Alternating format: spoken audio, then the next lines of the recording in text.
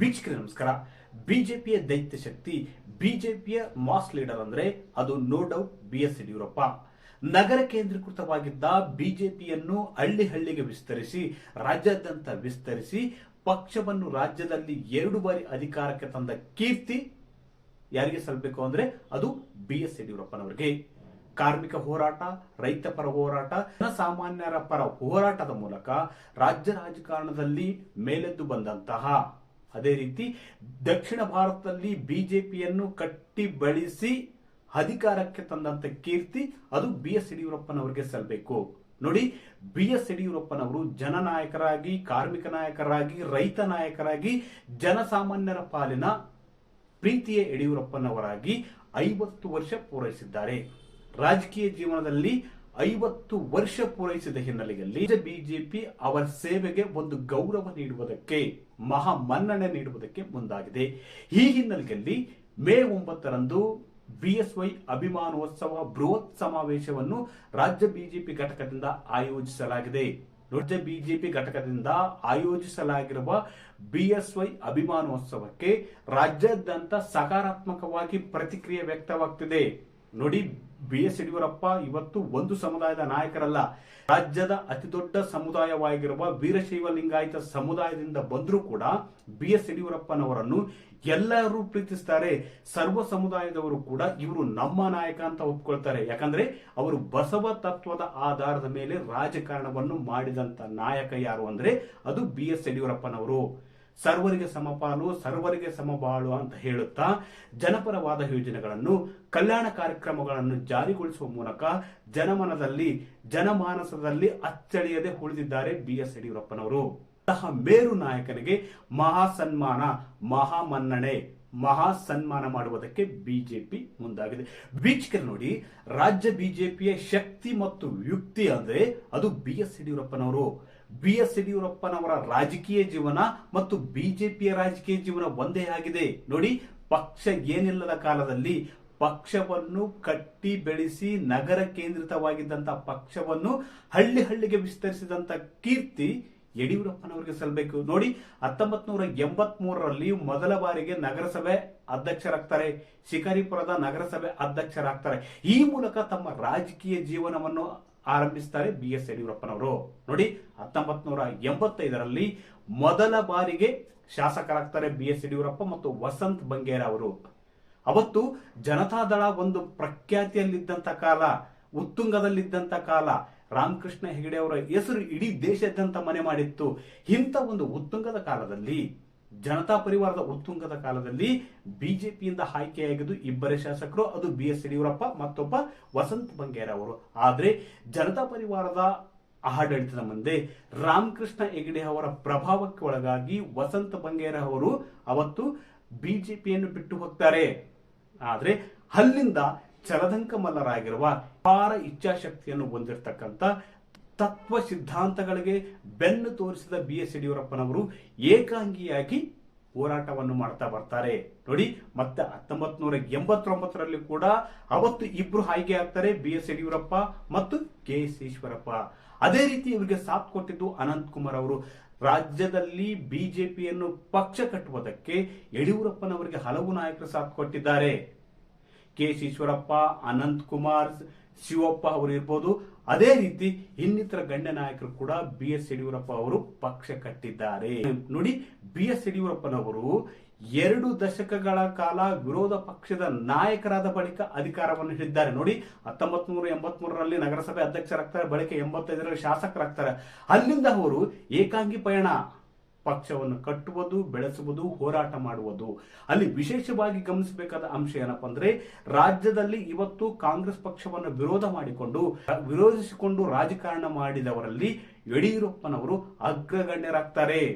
ಅದೇ ರೀತಿ HD ದೇವೇಗೌಡರು ಕೂಡ ಕಾಂಗ್ರೆಸ್ ವಿರೋಧಿ ರಾಜಕಾರಣವನ್ನು ಮಾಡುತ್ತಾ ಬಂದ್ರು ಕೂಡ ಎಲ್ಲೋ ಒಂದ್ ಕಡೆ ಕಾಂಗ್ರೆಸ್ ಜೊತೆಗೆ ಅವರ ಪಕ್ಷ ಮೈತ್ರಿ ಕೂಡ ಮಾಡಿಕೊಂಡಿದ್ದಿದೆ. ಆದ್ರೆ BS ಯಡಿಯೂರಪ್ಪನವರು 50 ವರ್ಷಗಳ ಕಾಲ ರಾಜಕೀಯ ವೃತ್ತಿ ಜೀವನದಲ್ಲಿ ಕಾಂಗ್ರೆಸ್ ಪಕ್ಷವನ್ನ ವಿರೋಧಿಸಿಕೊಂಡು ರಾಜಕಾರಣ ಮಾಡ್ತಾ ಬಂದಿದ್ದಾರೆ. ನೋಡಿ, ಇವರು ವಿರೋಧ ಪಕ್ಷದ ನಾಯಕರಾಗಿ ಸೇವೆ ಸಲ್ಲಿಸಿದ್ದೇ ಜಾಸ್ತಿ. ಯಡಿಯೂರಪ್ಪನವರ 50 ವರ್ಷಗಳ ರಾಜಕೀಯ ಜೀವನದಲ್ಲಿ ಅಧಿಕಾರ ಅನುಭವಿಸಿದ್ದಕ್ಕಿಂತ ಅಧಿಕಾರ ಸ್ವೀಕರಿಸಿದ್ದಕ್ಕಿಂತ ವಿರೋಧ ಪಕ್ಷದ ನಾಯಕರಾಗಿ ಪ್ರಜಾಪ್ರಭುತ್ವವನ್ನು ಗಟ್ಟಿಗೊಳಿಸುವಂತ ಕೆಲಸ ಮಾಡಿದ್ದೇ ಜಾಸ್ತಿ. 85ರಲ್ಲಿ ಶಾಸಕರಾದ್ಮೇಲೆ 2006ರಲ್ಲಿ ಅವರು ಡಿಸಿಎಂ ಆಗ್ತಾರೆ, ಹಣಕಾಸು ಸಚಿವರಾಗ್ತಾರೆ. ಅಂದ್ರೆ 2.5 ದಶಕಗಳ ಬಳಿಕ ಅಧಿಕಾರವನ್ನು ಹಿಡಿತಾರೆ. ಅದು 2006ರಲ್ಲಿ ಜೆಡಿಎಸ್ ಮತ್ತು ಬಿಜೆಪಿ ನಡುವಿನ ಸಮ್ಮಿಶ್ರ ಸರ್ಕಾರದಲ್ಲಿ ಅವತ್ತು ಡಿಸಿಎಂ ಆಗ್ತಾರೆ. ಡಿಸಿಎಂ ಆಗಿ ಅನೇಕ ಜನಪರವಾದ ಜನ ಕಲ್ಯಾಣ ಕಾರ್ಯಕ್ರಮಗಳನ್ನು ಜಾರಿಗೊಳಿಸ್ತಾರೆ. ಈ ಮೂಲಕ ರಾಜ್ಯದ ಆಗ್ತಾರೆ, ಜನಮಾನಸರಾಗಿ ಉಳಿತಾರೆ. ಇವತ್ತು ಯಡಿಯೂರಪ್ಪ ಅಂದ್ರೆ ಬರೀ ನಾವು ಸಿಎಂ ಆಗಿ ನೋಡ್ತೀವಿ ಅಷ್ಟೇ. ಅಧಿಕಾರದ ಮೇಲ್ಸ್ತರದಲ್ಲಿ ಮಾತ್ರ BS ಯಡಿಯೂರಪ್ಪ ಅವರನ್ನು ನೋಡ್ತೀವಿ. ಆದರೆ ಅವರ ಹಿಂದಿರ್ತಕ್ಕಂಥ ಶ್ರಮ, ಹೋರಾಟ ಮತ್ತು ಛಲ ಇದೆಯಲ್ಲ, ಇವತ್ತು ರಾಜ್ಯ ಬಿಜೆಪಿಯನ್ನು ರಾಜ್ಯ ಬಿಜೆಪಿ ಇವತ್ತು ಇಂಥ ಸ್ಥಿತಿಯಲ್ಲಿ ಇರುವುದಕ್ಕೆ ಕಾರಣ ಯಾರಪ್ಪ ಅಂದ್ರೆ ಅದು BS ಯಡಿಯೂರಪ್ಪನವರ ಹೋರಾಟದಿಂದಾಗಿ ದಕ್ಷಿಣ ಭಾರತದಲ್ಲಿ ಬಿಜೆಪಿ ತನ್ನ ಬಾಗಿಲನ್ನು ತೆರೆದದ್ದಲ್ಲದೆ ಕರ್ನಾಟಕದಲ್ಲಿ 2 ಬಾರಿ ಅಧಿಕಾರ ಹಿಡಿದಿದೆ. 2008ರಲ್ಲಿ BS ಯಡಿಯೂರಪ್ಪನವರು 3 ವರ್ಷಗಳ ಕಾಲ ಸಿಎಂ ಆಗಿದ್ರು. ಅದೇ ರೀತಿ 2019ರಲ್ಲಿ ಕೂಡ ಸಿಎಂ ಆದ್ರು, ಅಲ್ಲಿ 2 ವರ್ಷಗಳ ಕಾಲ ಆಗಿದ್ರು. ಅದೇ ರೀತಿ 2006ರಲ್ಲಿ ಡಿಸಿಎಂ ಮತ್ತು ಹಣಕಾಸು ಸಚಿವರಾಗಿದ್ರು. ನೋಡಿ, ಇಷ್ಟೇ 6ರಿಂದ 7 ವರ್ಷ ಮಾತ್ರ ಅವರ ವೃತ್ತಿ ಜೀವನದಲ್ಲಿ ಅಧಿಕಾರ ಹಿಡಿದಿದ್ದು. ಉಳಿದಂತೆ ಪ್ರತಿಪಕ್ಷದ ನಾಯಕರಾಗಿ ಜನಸೇವೆಯನ್ನು ಮಾಡ್ತಾ ಇದ್ದಾರೆ. ಆಡಳಿತ ಸರ್ಕಾರದ ಲೋಪದೋಷಗಳನ್ನು ಎತ್ತಿ ಹಿಡಿಯುತ್ತಾ, ಪ್ರಜಾಪ್ರಭುತ್ವವನ್ನು ಗಟ್ಟಿಗೊಳಿಸುತ್ತಾ, ಜನರ ಸಮಸ್ಯೆಗಳಿಗೆ ಉತ್ತರವನ್ನು ಕೊಡಿಸುತ್ತಾ, ರಾಜ್ಯದ ಜ್ವಲಂತ ಸಮಸ್ಯೆಗಳಿಗೆ ಧ್ವನಿಯಾಗಿ ನಾಡಿನ ಅಭಿವೃದ್ಧಿಗೆ ಶ್ರಮಿಸಿದ್ದಾರೆ BS ಯಡಿಯೂರಪ್ಪನವರು. ಹೀಗಾಗಿ ಇವತ್ತು BS ಯಡಿಯೂರಪ್ಪನವರು ರಾಜ್ಯಾದ್ಯಂತ ಮನೆ ಮಾತಾಗಿದ್ದಾರೆ. ನೋಡಿ, BS ಯಡಿಯೂರಪ್ಪ ಅವರನ್ನು ಛಲದಂಕಮಲ್ಲ ಅಂತಾರೆ. ಯಾಕಂದ್ರೆ ಅವರು ಹಿಡಿದ ಕೆಲಸವನ್ನು ಬಿಡುವು ಬರಲ್ಲ. ಅವರ ರಾಜಕೀಯ ವೃತ್ತಿ ಜೀವನವನ್ನೇ ಗಮನಿಸಿದ್ರೆ ಅಲ್ಲಿ ಸೂಕ್ಷ್ಮವಾಗಿ ಗೊತ್ತಾಗುತ್ತೆ. ನೋಡಿ, ಯಾವುದೇ ಅಧಿಕಾರಕ್ಕೆ ಆಮಿಷಕ್ಕೆ BS ಯಡಿಯೂರಪ್ಪನವರು ಬಲಿಯಾಗಿಲ್ಲ. ಅಂದ್ರೆ 1985ರಿಂದ 2006ರವರೆಗೆ ಕನಿಷ್ಠ 2.5 ದಶಕಗಳ ಕಾಲ ಅವರು ಯಾವುದೇ ಆಮಿಷ ಮತ್ತು ಆಸೆಗೆ ಬಲಿಯಾಗಿಲ್ಲ. ಯಾವುದೇ ಆಮಿಷ ಮತ್ತು ಅಧಿಕಾರಕ್ಕೆ ಬಲಿಯಾಗಿಲ್ಲ. ಒಂದು ವೇಳೆ ಬಲಿಯಾಗಿದ್ರೆ ಬಹುಶಃ ಬಿಜೆಪಿಯ ಕಥೆ ಬೇರೆ ಇರ್ತಿತ್ತೆ ಏನೋ. ಹೀಗಾಗಿ ಅವರು ಯಾವುದೇ ಹಿಡಿದ ಕೆಲಸವನ್ನು ಕೈ ಬಿಡದೆ, ಯಾವುದೇ ಅಧಿಕಾರ ಮತ್ತು ಆಮಿಷಕ್ಕೆ ಬಲಿಯಾಗದೆ, ತಾವು ನಂಬಿದಂತ ಪಕ್ಷದ ತತ್ವ ಸಿದ್ಧಾಂತಕ್ಕೆ ಬದ್ಧರಾಗಿ ಬಿಜೆಪಿಯನ್ನು ಎಲ್ಲೆಡೆ ವಿಸ್ತರಿಸಿದ್ದಾರೆ. ಈ ಮೂಲಕ ಇವತ್ತು BS ಯಡಿಯೂರಪ್ಪ ಅಭಿಮಾನಿಗಳ ಪಾಲಿನ ದೊಡ್ಡ ನಾಯಕರಾಗಿದ್ದಾರೆ, ಜನಗಳ ಪಾಲಿನ ಜನನಾಯಕರಾಗಿದ್ದಾರೆ. ಅದೇ ರೀತಿ ಅವರ ತಂದ ಜಾರಿಗೊಳಿಸಿದಂತ ಕಲ್ಯಾಣ ಕಾರ್ಯಕ್ರಮಗಳು ಕೂಡ ತುಂಬಾ ಇವೆ. ವಿದ್ಯಾರ್ಥಿನಿಯರಿಗೆ ಸೈಕಲ್ ಕೊಡುವ ಯೋಜನೆ ಇರಬಹುದು. ಅದೇ ರೀತಿ ಮತ್ತು ಮಹಿಳಾ ಸಬಲೀಕರಣ ಹಿನ್ನೆಲೆಯಲ್ಲಿ ಹೆಣ್ಣು ಮಕ್ಕಳು ಹುಟ್ಟಿದ್ರೆ ಕುಟುಂಬಕ್ಕೆ ಭಾರವಾಗಬಾರದು ಎಂಬ ಹಿನ್ನೆಲೆಯಲ್ಲಿ ಭಾಗ್ಯಲಕ್ಷ್ಮಿ ಯೋಜನೆಯನ್ನು ಕೂಡ ಜಾರಿಗೊಳಿಸಿದ್ರು. ಅದೇ ರೀತಿ ರೈತರಿಗೆ ಪಂಪ್ ಸೆಟ್ ನೀಡುವ ವಿಚಾರ, ಸಾಲ ನೀಡುವ ವಿಚಾರದಲ್ಲಿ, ಅದೇ ರೀತಿ ಕೃಷಿ ಸನ್ಮಾನ ಯೋಜನೆ ಜಾರಿಗೊಳಿಸಿದಾಗ ರಾಜ್ಯದ ಪಾಲು 4,000 ನೀಡಿ ಒಟ್ಟು 10,000 ಕೊಡುವ ಒಂದು ಪ್ರಯತ್ನವನ್ನು BS ಯಡಿಯೂರಪ್ಪನವರು ಮಾಡಿದ್ರು. ಈ ಮೂಲಕ ರೈತರನ್ನು ಒಂದಷ್ಟು ಸಮಸ್ಯೆಗಳ ಸುಳಿಯಿಂದ ಮೇಲೆ ತರುವ ದೊಡ್ಡ ಪ್ರಯತ್ನವನ್ನು BS ಯಡಿಯೂರಪ್ಪನವರು ಮಾಡಿದ್ರು. ನೋಡಿ, ಹೋರಾಟದ ಮೂಲಕ ಮೇಲೆದ್ದು ಬಂದಂತ BS ಯಡಿಯೂರಪ್ಪನವರಿಗೆ ರೈತರ ಸಮಸ್ಯೆಗಳೇನು ಎಂಬುದು ಗೊತ್ತಿತ್ತು, ಕಾರ್ಮಿಕರ ಸಮಸ್ಯೆಗಳೇನು ಎಂಬುದು ಗೊತ್ತಿತ್ತು, ಜನಸಾಮಾನ್ಯರ ಸಮಸ್ಯೆಗಳೇನು ಎಂಬುದು ಗೊತ್ತಿತ್ತು. ಹೀಗಾಗಿ ಇವತ್ತು ಜನಪರ ಧ್ವನಿಯಾಗಿ BS ಯಡಿಯೂರಪ್ಪನವರು ಗುರುತಿಸಿಕೊಳ್ಳುತ್ತಾರೆ, ಅದು ರಾಜ್ಯ ರಾಜಕಾರಣದಲ್ಲಿ. ನೋಡಿ, ಇನ್ನೂ ವಿಶೇಷವಾಗಿ ಹೇಳಬೇಕಂದ್ರೆ 1975ರಲ್ಲಿ ದೇಶದಲ್ಲಿ ತುರ್ತು ಪರಿಸ್ಥಿತಿ ಏರ್ಪಟ್ಟಾಗ ಅವತ್ತು ಜೈಲು ಶಿಕ್ಷೆಯನ್ನು ಕೂಡ ಅನುಭವಿಸಿದ್ದಾರೆ BS ಯಡಿಯೂರಪ್ಪನವರು. ಅವತ್ತು ಶಾಸಕರಾಗಿರಲಿಲ್ಲ, MLA ಆಗಿರಲಿಲ್ಲ, MP ಕೂಡ ಆಗಿರಲಿಲ್ಲ. ಜನಪರ ಧ್ವನಿ ಎತ್ತಿದ್ದರಿಂದ, ತುರ್ತು ಪರಿಸ್ಥಿತಿಯನ್ನು ವಿರೋಧಿಸಿದ್ದರಿಂದ ಅವರು ಅವತ್ತು ಜೈಲು ಶಿಕ್ಷೆಯನ್ನು ಅನುಭವಿಸಬೇಕಾಯಿತು. ಬಹುತೇಕ BS ಯಡಿಯೂರಪ್ಪನವರು ಕಾಂಗ್ರೆಸ್ ವಿರೋಧಿ ರಾಜಕಾರಣವನ್ನೇ ಮಾಡಿಕೊಂಡು ಬಂದಿದ್ದಾರೆ. ನೋಡಿ, ಇಂಥ ಸಾಲಿನಲ್ಲಿ ರಾಜ್ಯದಲ್ಲಿ ನಿಲ್ಲುವವರ ಸಂಖ್ಯೆ ಬಹಳ ಕಡಿಮೆ ಅಂತ ಹೇಳ್ಬೋದು. HD ದೇವೇಗೌಡರು ಕೂಡ ಕಾಂಗ್ರೆಸ್ ವಿರೋಧಿ ರಾಜಕಾರಣವನ್ನೇ ಮಾಡಿಕೊಂಡು ಬಂದ್ರು. ಆದರೆ ತದನಂತರ ಎಲ್ಲೋ ಒಂದ್ ಕಡೆ ಕಾಂಗ್ರೆಸ್ ಜೊತೆ ಮೈತ್ರಿ ಮಾಡಿಕೊಂಡು JDS ಅಧಿಕಾರ ಕೂಡ ಅನುಭವಿಸಿತು. ಸಿದ್ದರಾಮಯ್ಯನವರು ಕೂಡ ಒಂದು ಕಾಲದಲ್ಲಿ ಕಾಂಗ್ರೆಸ್ ವಿರೋಧಿ ರಾಜಕಾರಣವನ್ನೇ ಮಾಡಿಕೊಂಡು ಬಂದ್ರು. ಆದರೆ ತದನಂತರ ಕಾಂಗ್ರೆಸ್ ಪಕ್ಷವನ್ನು ಸೇರಿ 2 ಬಾರಿ ಮುಖ್ಯಮಂತ್ರಿ ಆದ್ರೆ BS ಯಡಿಯೂರಪ್ಪನವರು ಎಲ್ಲೋ ಒಂದ್ ಕಡೆ ಪಕ್ಷದಲ್ಲಿ ಬೇಸರ ಉಂಟಾದಾಗ ಪಕ್ಷ ಬಿಟ್ಟು ಹೊರ ನಡೆದ್ರೆ ಹೊರತು ಕಾಂಗ್ರೆಸ್ ಪಕ್ಷ ಸೇರಿಕೊಳ್ಳಲಿಲ್ಲ ಎಂಬುದು ಕೂಡ ಇಲ್ಲಿ ವಿಶೇಷವಾಗಿ ಮತ್ತು ಪ್ರಮುಖವಾಗಿ ಗಮನಿಸಬೇಕಾದಂತ ಅಂಶ. ಯಾಕಂದ್ರೆ ಅವರ ವೃತ್ತಿ ಜೀವನದ 50 ವರ್ಷಗಳ ಕಾಲ ಕಾಂಗ್ರೆಸ್ ವಿರೋಧಿ ರಾಜಕಾರಣವನ್ನೇ ಮಾಡಿಕೊಂಡು ಬಂದ ಧುರೀಣ ಧೀಮಂತ ನಾಯಕ ಅಂದ್ರೆ ಅದು BS ಯಡಿಯೂರಪ್ಪನವರು. ಅದೇ ರೀತಿ ಬಿಜೆಪಿಯನ್ನು ನೋಡಿ, ಎಲ್ಲಿತ್ತು ಬಿಜೆಪಿ ಅಂದ್ರೆ 1985ರಲ್ಲಿ 2 ಸ್ಥಾನ ಇತ್ತು. 19ರ ವಿಧಾನಸಭೆ ಚುನಾವಣೆಯಲ್ಲಿ ಕೂಡ ಪಕ್ಷದ ಸ್ಥಿತಿಗತಿಯನ್ನು ಬದಲಾವಣೆ ಆಗಲಿಲ್ಲ. ಆದರೆ ನಂತರ ನಡೆದಂತ 94ರ ವಿಧಾನಸಭೆ ಚುನಾವಣೆಯಲ್ಲಿ ಬಿಜೆಪಿ 30ಕ್ಕೆ ಹೆಚ್ಚು ಸ್ಥಾನಗಳನ್ನು ಗೆಲ್ತು.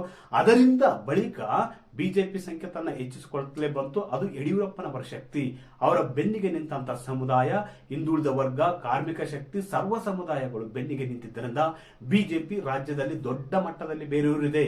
ನೋಡಿ, ಪಕ್ಷ ಈ ಮಟ್ಟಕ್ಕೆ ಬೆಳೆಯುವುದಕ್ಕೆ ಕಾರಣ ಯಡಿಯೂರಪ್ಪನವರ ಸಂಘಟನಾ ಶಕ್ತಿ, ಛಲಗಾರಿಕೆ ಮತ್ತು ಹಿಡಿದ ಹಠ ಬಿಡದೆ ಇರುವಂತಹ ಮನದಿಚ್ಛೆ.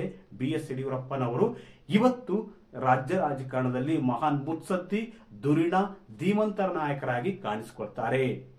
ಒಟ್ಟಾರೆಯಾಗಿ 2008ರಲ್ಲಿ ಬಿಜೆಪಿಯನ್ನು ಅಧಿಕಾರಕ್ಕೆ ತಂದರು. ಅದೇ ರೀತಿ 2019ರಲ್ಲಿ ಕೂಡ ಬಿಜೆಪಿಯನ್ನು ಅಧಿಕಾರಕ್ಕೆ ತಂದರು. ಅದೇ ರೀತಿ ಶೆಟ್ಟರ್, ಸದಾನಂದ ಗೌಡ, ಬಸವರಾಜ ಬೊಮ್ಮಾಯಿ ಅವರನ್ನು ಸಿಎಂ ಆಗುವಲ್ಲಿ ಕೂಡ ಮಹತ್ತರ ಪಾತ್ರವನ್ನು ಅವರು ನಿಭಾಯಿಸಿದ್ರು. ಇವತ್ತು ಬಿಜೆಪಿ ರಾಜ್ಯದಲ್ಲಿ ಭದ್ರವಾಗಿ ನೆಲೆ ಊರಿದ್ರೆ ಅದು BS ಯಡಿಯೂರಪ್ಪ, ಅನಂತ್ ಕುಮಾರ್, KS ಈಶ್ವರಪ್ಪ ಮತ್ತಿತರ ನಾಯಕರು ಕಾರಣ. ರಾಜಕೀಯ ಜೀವನದಲ್ಲಿ 50 ವರ್ಷ ಪೂರೈಸಿದ ಹಿನ್ನೆಲೆಯಲ್ಲಿ ರಾಜ್ಯ ಬಿಜೆಪಿ ಘಟಕ ಮೇ 9ರಂದು ಬೃಹತ್ ಸಮಾವೇಶ BSY ಅಭಿಮಾನೋತ್ಸವ ಕಾರ್ಯಕ್ರಮವನ್ನು ಹಮ್ಮಿಕೊಂಡಿದೆ. ಬಹುತೇಕ ರಾಜ್ಯಾದ್ಯಂತ ಒಂದು ಪೂರಕವಾದ ಸ್ಪಂದನೆ ವ್ಯಕ್ತವಾಗ್ತದೆ, ಸಕಾರಾತ್ಮಕವಾದ ಸ್ಪಂದನೆ ವ್ಯಕ್ತವಾಗ್ತದೆ. ಯಾಕಂದ್ರೆ BS ಯಡಿಯೂರಪ್ಪನವರು ಅತಿ ದೊಡ್ಡ ಅಭಿಮಾನ ಪಡೆಯನ್ನು ಹೊಂದಿದ್ದಾರೆ, ಕಾರ್ಯಕರ್ತರ ಪಡೆಯನ್ನು ಹೊಂದಿದ್ದಾರೆ. ಹೀಗಾಗಿ ಮೇ 9ರಂದು ನಡೆಯುವ ಈ ಒಂದು ಬೃಹತ್ ಸಮಾವೇಶದಲ್ಲಿ ಅತಿ ಹೆಚ್ಚಿನ ಸಂಖ್ಯೆಯಲ್ಲಿ ಜನರು ಸೇರುವ ಸಾಧ್ಯತೆ ಹೆಚ್ಚು.